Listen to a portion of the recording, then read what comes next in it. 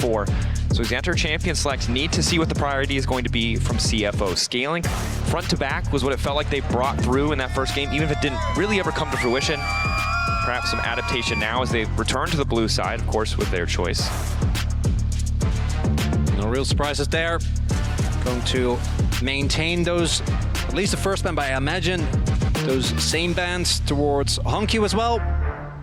In that game, the laning phase, I think, still a good performance, but as so often with Victor, even with getting the early items, right, the early Roa kill, he was able to find the actual damage from the Victor just never really materialized, partially because of 2-1's collapses, but also partially because Victor just really needs a lot of time, especially if you go for the Roa into Cosmic Drive. It just takes a really long time to really get going, as there we see a 0 band away as well.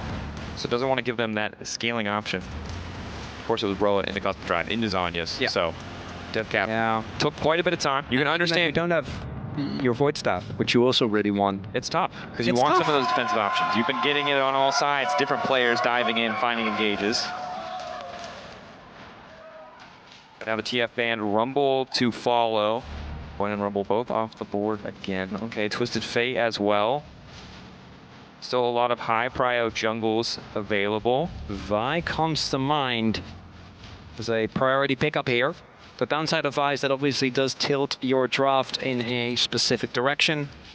So there's the opportunity to go. We've seen things like the Skarner be picked into it pretty often. True. Wukong, another pick that does well. It does look like that is going to be the B1 air. And then for owner, I'm going to probably say Wukong for deeper in. Might have been Skarner, but this early on, I think he will be very happy to just be on a carry again. We've seen how good the Wukong can be into the Vi, whether it's counter-engaging as she goes in to your backline or just use of the clone in the 1v1. T1. Apple luxury of double picks here. Oh, the early Callista alongside the Renata. Not what you would expect, but they know the jungle position isn't contested anymore, so maybe happy to let a few bans go through and much more concerned about securing that powerhouse 2v2. And this is a duo that can get so much work done. So this is great in 3 levels. Renata into Vi is always going to feel great. You can stall with the bailout, and Vi is not going to have a choice but to go in, so the ultimate will always get value.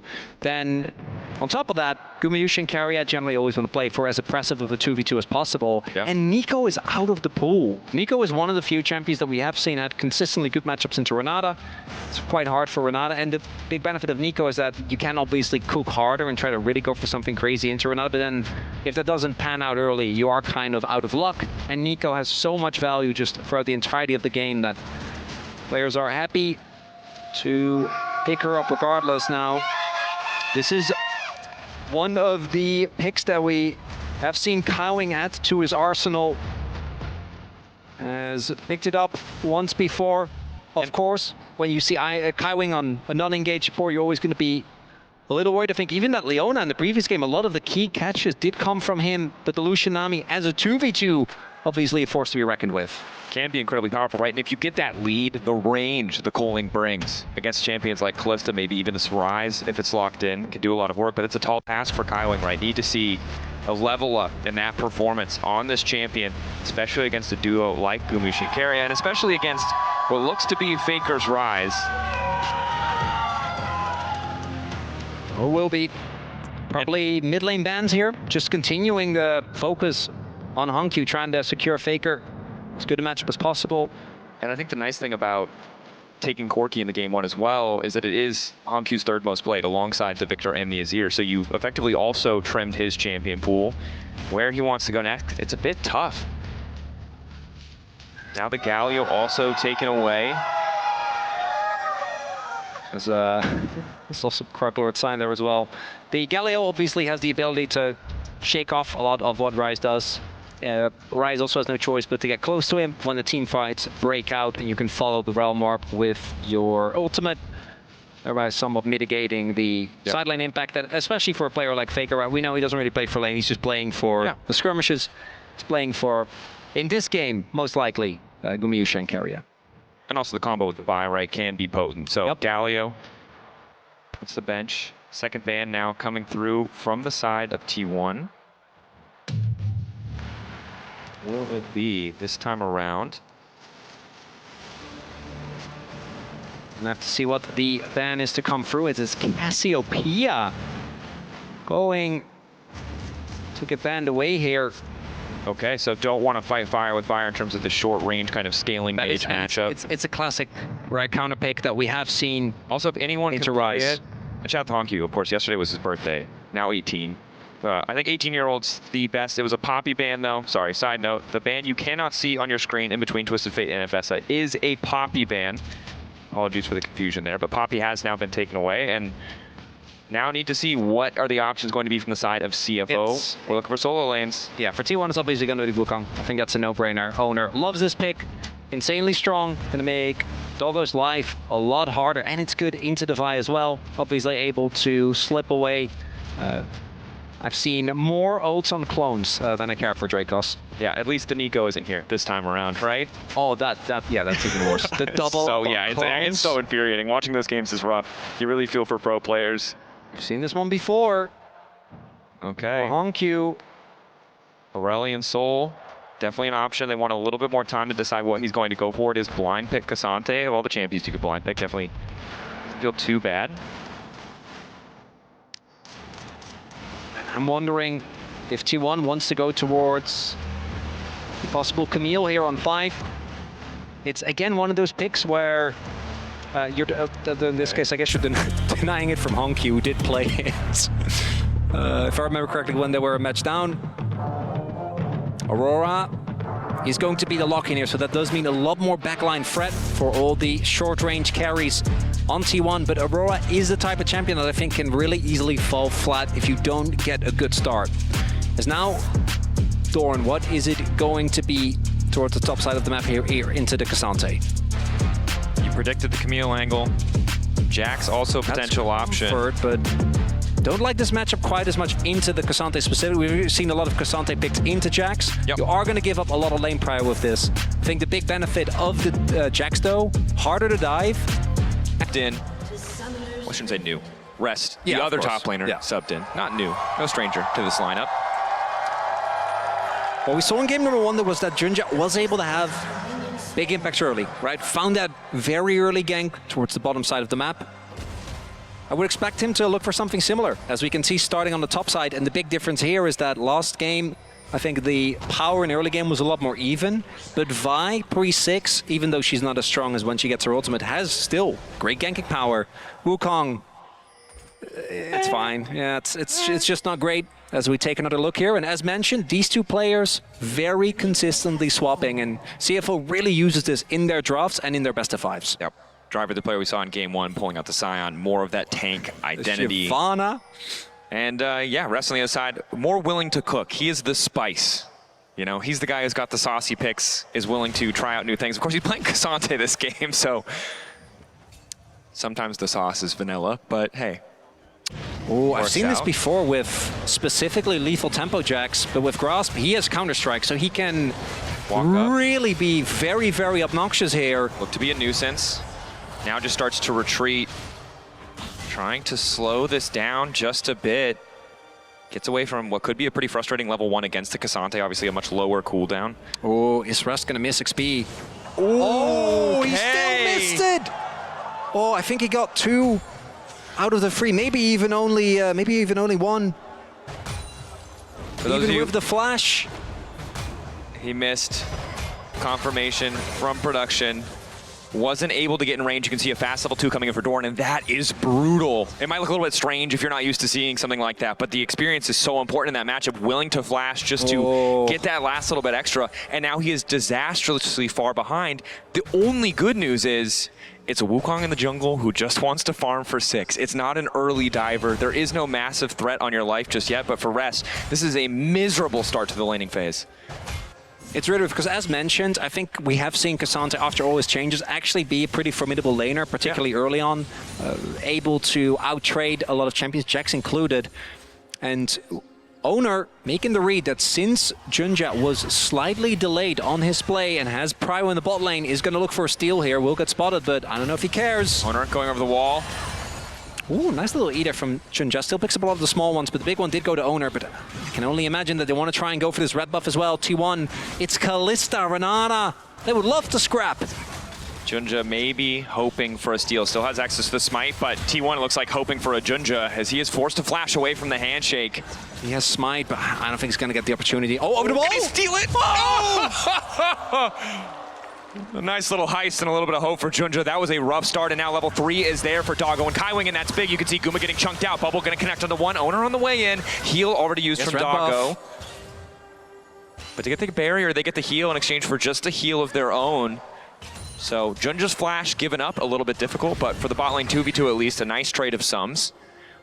CFO not going to give anything to T1 for free. Top lane matchup, a bit rough, thanks to Doran's early shenanigans, but really nicely done there by Junja to find himself the smite over the wall. Big deal, because otherwise, I think he really starts falling far behind. It also accelerates Owner's carry out. Bubble, nice look from the side of Doggo. Carry it forced to flash out.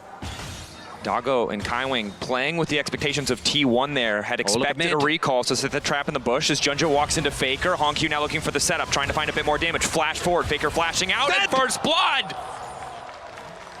There's Junja again! Gets his own buff. As sees his Crux taken, doesn't really care. Just seems unfazed.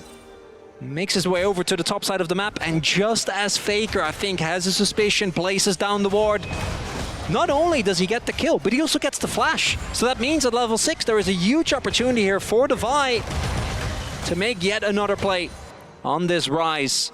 And it's pretty plain and simple. Faker caught right as he goes to place the ward. What a nice little timing. So coming crisp. in from Junja. From Junja. Doggo, dash over the wall, face first to the Doran. Doran running it down, he goes. The hidden Lucian is the deadliest. No one sees it coming. The Lucian gank? Are you kidding me? And respect to CFO. They are cooking. We didn't see it in the pick in the form of the Cassante, but the angles that they are looking for, the quick flash over the wall. Credit to them, getting back into lane, getting the kill. Of course, they don't get to spend the gold yet, but this is a damn strong start from the side of CFO. Mid jungle up. Bot lane, gonna be feeling good. I haven't even mentioned it, but Doggo actually going for Electrocute, which kind of insane when it comes to the, to the keystone. Well, and you mentioned, right, that it's all about who pulls ahead in the early game. Doggo clearly very committed to pulling ahead in the early game. That's kind of insane. Usually you see, if you want to really play for short aggressive trades, you see PTA. Sure. And if you want to really only play for calling, although that style hasn't been popular recently, you go for first strike. Bit of vision, but maybe not enough. You have suspicion that, and Owner is also, he's level 5 Wukong, so. Carrier finds the handshake. But again, credit to the side of CFO. Junja and now Doggo as well, finding those early kills. Cleanse is forced just in the 2v2. Well played by Carrier. And Owner, his chems aren't up, so he can actually afford to do this. Obviously, just dinged 5, but thanks to his continued play and the buff that he got, and the fact that Owner wasted a lot of time trying to get it, Junja actually pulling ahead pretty nicely here in experience, so that is going to give them another window where he will have his ultimate. 5 will be able to make impact, and Faker... See Honku trading so aggressively. Faker zooming out to safety though. Power the phase rush. Keeps him standing. Honku doing very well in the trades. Good discipline from Faker. Just instantly walks out. Keeping an eye on the purple experience bars at the bottom of your screen. Guma just slightly behind Doggo overall. Doggo about to pick up these 3 creeps, so a quick level 6 could be the difference in this 2v2. And thanks to Doggo's gank, we also see Doran no longer ahead in XP. So even though Rest did use his flash level 1, didn't really mean anything, right? He wasn't punished for it. And with Doran dying, he's able to fully catch up. Slightly behind in gold, but not really going to be the end of the world. Push back from Rest, ulti back. Doran just going to retreat. Crucially doesn't take tower aggro. Yeah, would have been in real trouble if the wave was in a slightly different position. I think could have actually ended up going down, because he doesn't have flash, his lane opponent does. And now Junja has his flash, or his ultimate rather, available. It's experience lead we talked about, but I think they spotted just on the edge there with the sweeper, the ward, which means that T1's now. So obviously Faker not going to fall for that. Still, nice early game here from CFO for what feels like the second game in a row. But it was the objective fight where we really started to see... Faker caught out, Q flash from Junja, instant bubble! 8 minutes in, they've already claimed the feat of warfare. Grubs are spawning, and they're in a great position to take it now. Guma and Carrier trying to push back, trying to get something on the bottom side of the map, and it looks like they'll just accept the trade. They'll accept the cross map, take first Drake of the game in exchange for these grubs. Dogo's just living his best life. He's just walking from lane to lane. It's like, getting you want this kill? Take it. You want another? Drake now being started here by T1. Looks like the trade is going to be Drake for T1. But a kill going to CFO, and those grubs are also on the way. As Doran, again, kind of mosquitoing around. But looks like for now we'll be able to stall. Faker obviously has Realm Warp available. We'll see if they actually want to commit to this, if the wave is cleared. Doran standing guard. Loves his objectives, as we all know. Very true. Seeing if maybe he can sneak a kill if they get over eager. Owner level 6 here on the bottom side. Quick heal coming out. Faker on the way in. Good tidal wave to start, but Doggo doesn't really have any mana. Nice ulti coming in from Guma to reset the tower aggro. Doggo living for an extra second. Decent damage, and Owner now forced to flash away, but they got what they came for. Hongq here trying to extend the fight. Hoping to find the punish. Excellent handshake. Catches him in stealth. Perfect from Carrier. Caught off onto the side. Wants a bit more damage. Junja. Again, they're keeping the play going. The extra movement speed coming in from Kaiwing. They don't have the tidal wave, but they might not need it. Hongq on the chase. Carrier ready with the handshake to try and disengage. Faker looks like he will just be sacrificed here. Bubble to follow. Junja going to be donated the kill. Hongq taking it in the end with the pullback. And an excellent turn from the side of CFO. T1, the initial dive started well, but they used too many resources. Took them so long to actually get the kill because they haven't been able to build any substantial lead. Look at Guma as well. Doggo sitting on Essence Reaver.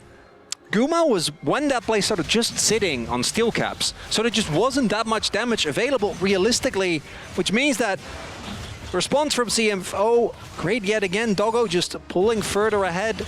As we take a look here, they're able to stall for such a long amount of time. Kaiwing just hit 6, so the wave comes in. And even though they get the aggro reset, you can see the amount of damage that Guma takes. Absolutely disgusting. He doesn't get to join because they have already ramped up. And then Owner trying to kind of get him out, but I think they've pretty quickly realized, and I want you to look, Faker's flash timing while this is happening. If he has his flash here, I think he flashes over the wall, he probably is fine. But instead, flash isn't up. In the moment that Junja finds the Q flash, obviously nothing that Faker can do. And CFO running the early game, really getting the full value, skirmishing around. And as we said, if this Lucian gets ahead, the game becomes so much harder, because contesting mid-wave when Doggo has any form of backup is hard. I say that as he's laning 1v2, he does still need help. Although, does he? Some form of backup has appeared as Doggo is still really hurting. And I think, again, I want to call our minds back to the mid lane matchup, because I think Hongq getting a lot of support, but doing well with the resources he's been given, and for the second game in a row, finding these leads over Faker early on. Now, Ryze is a champ who scales fantastically into later stages of the game, but Hongq in a good position to make the difference, and it's insane to me how consistent Junja is the player we have to watch. It's wild, right? Has really stepped up, as we see here. The gold at 14, even in game number 1, wasn't going the way of Faker, but he also didn't fall that substantially behind. I think this was mostly the kills that were found, right? But he wasn't dying on repeat.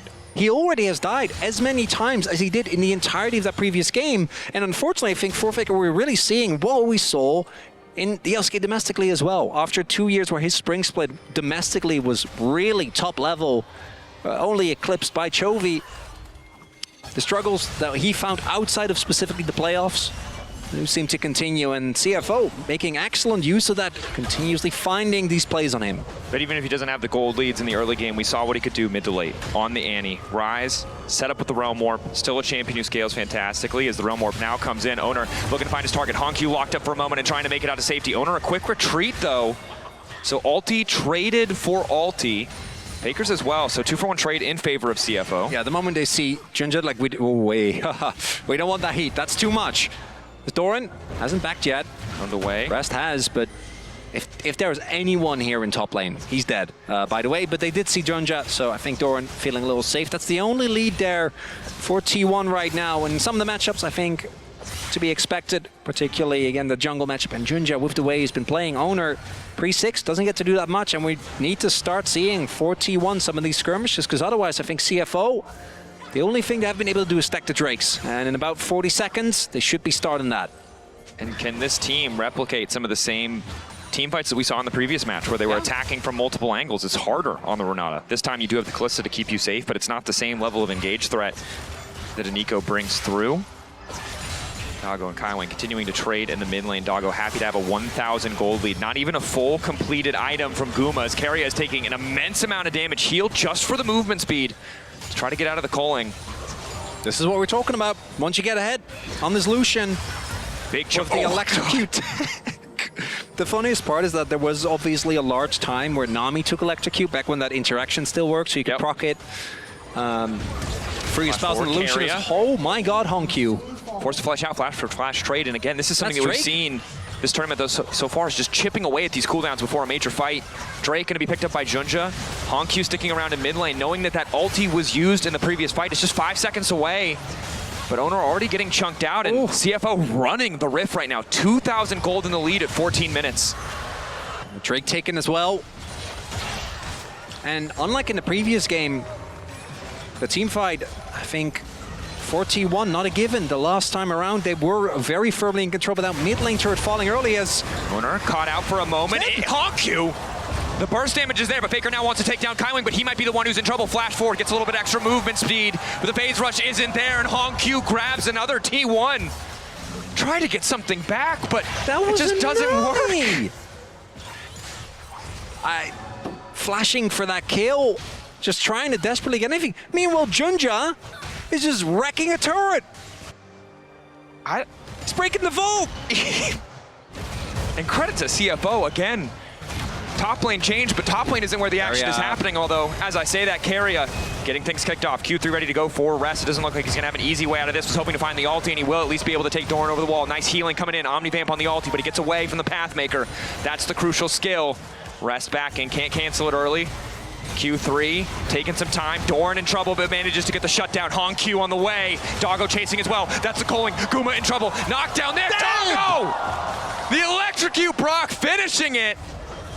He's John Wick! He's just shooting them down! And he's the dog! It shouldn't be allowed, Mao. It can't be both. At the big side, Stratos! His owner tries to get anything on the cross map, but CFO running the Rift in his game number 2, and in game number 1, we saw a glimpse of this early on, but then once the fight started, T1 was able to find back the pace as it's really just Doran right now who is able to consistently find a decent impact, as we see the 6-man roster here of CFO obviously having kind of a breakup performance at first stand as well. Yeah. Funnily enough, the only one to make it back as far as representatives go here to MSI. And so far making good on that as they pull ahead in this game too. T1, you highlighted it so well, right? It was the angles of attack, how well they fought, how well they leveraged their composition in the previous game. That look at that heart. That's adorable. You gotta respect. Love that. Good for you, Doggo. Now It's a great picture. You're so wholesome. CFO set up on Herald, and unfortunately, T1 are just disastrously far behind. So now we look at scaling. We look at what does it look like as we go later into the game, and the answer is you have a Jax, you have a Ryze and a Wukong. They're powerful tools, but CFO aren't going to give you an inch. Coling coming through, clean combo again. Junja grabs the kill, and again, they're just making these side lane picks look so effortless. Now top lane's going to fall as well. Might even be an inner here at 17 minutes. And if you think that there's not enough damage yet on CFO in about 2 minutes, Infernal Drake is spawning as ulti across the top, hoping to find the jungle. Doggo doing decent damage, but has the cleanse, and in goes Honkyu! Multiple members locked up, it's only the clone owner managing to make it out. Guma has an extra lease on life, but it's not enough to bail out. Doran? I don't think he can do enough by himself. He's arriving, but the room's already on fire! Almost 6k gold lead here. And the thing for about CFO, and it's just straight up, right? Junja running the map, and the bot lane, Doggo and Kaiwing making such good use with these roams, with this map play, and T1 just continuously getting caught off guard. And credit to Kaiwing, 0, 1, and 8. This is the guy that we look at, engaged champions only, maybe a Renata in there as well, but really showing up on this Nami, making it work. Supportive role for sure, but Overall, dominant performance thus far. I mean, just look at the bottom of the screen, 1.7, 1.1, 2.6. Massive leads for 3 of the members of the side of CFO, and not really balanced out by what Doran has been able to do in isolation. Well, also Doran, realistically in this game, the expectations, okay, guys, I'll be fine early game. Obviously, actually was able to make an impact. Yeah. And then once I had 2 items, I'm a menace in the side lane. And then he gets there, or he will get there soon. And looks at the rest of the map, and it's Dire, his owner. Maybe looking, but that's a Cassante. And you can see that T1 know that this is their avenue of attack, playing through Doran. But it's so hard when the enemy top laner is playing Cassante, when he can just dodge so much of the CC, but they're determined to try again.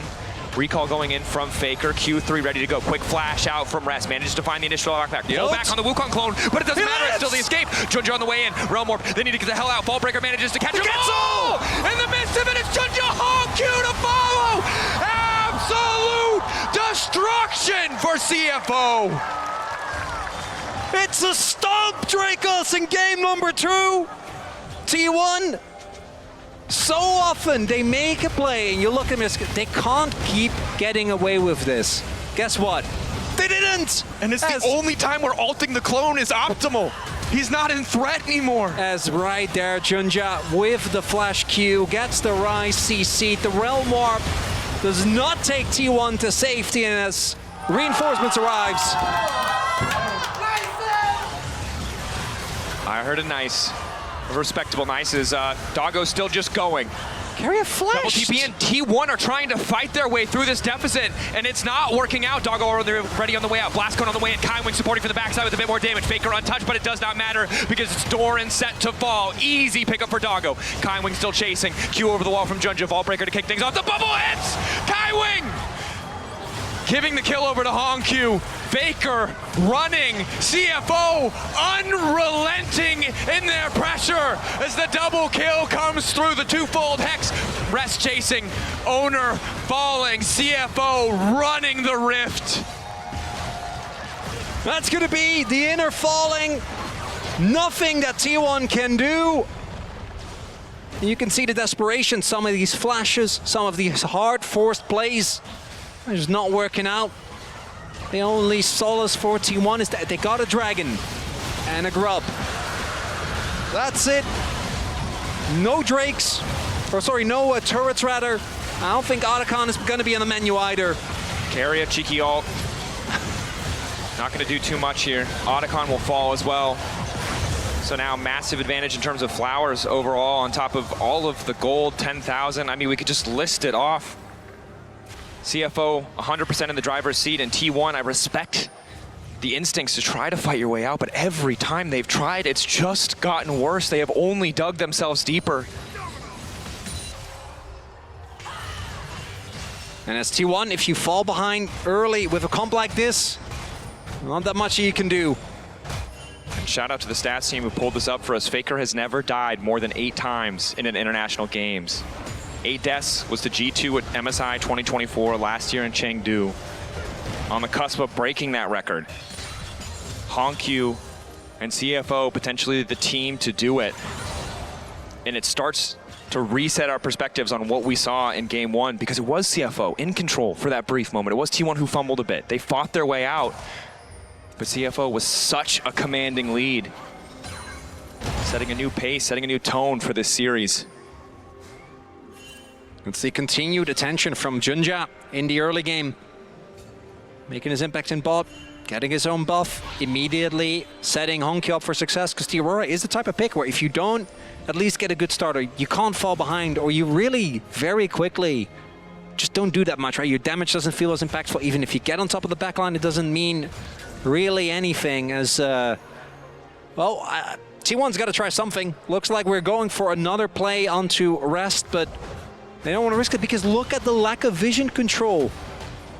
There is nothing here for T1. They have no idea. Observers beautifully highlighting what T1 see, and the answer is nothing. You don't know. They defend their own blue buff, and that's about it. They now will see Doggo at the very least. Uncertainty, they can assume there's more members of CFO there to cover, but walking into the brush, face checking into these brushes could be death. Carry, at least with the Celestial opposition, feels comfortable as Doran steps up top side. Dracos, it's a Blade of the Ruined King. into 3 completed items. Should I just, do you need to say anything else? I think we'll just let that, breathe for a moment. Maybe you have a It's a wallet diff feed. No.